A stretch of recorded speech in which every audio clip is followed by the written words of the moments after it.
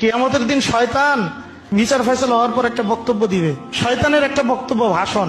কি বলবে জানেন? শয়তান সেদিন বলবে, আল্লাহ, ওরা আমারে কেন দোষারোপ করে? আমার দোষটা কি? ওদেরকে আপনি নবী রাসূল পাঠাইলেন, ওদের কাছে আসমানি কিতাব দিলেন, কোনটা ভালো কোনটা মন্দ সব প্রশ্ন আউট করে দিলেন, ওদেরকে বিবেক দিলেন ভালো মন্দ চিন্তা করার। আমার অপরাধটা কি? আমি তো কোনো দলিল প্রমাণ দিয়েও ডাকি নাই, আমি তো জোর করেও গোনার দিকে নেই নাই, ওরা কেন আমাকে তিরস্কার করছে? তখন শয়তান জাহান্নামীদেরকে বলবে,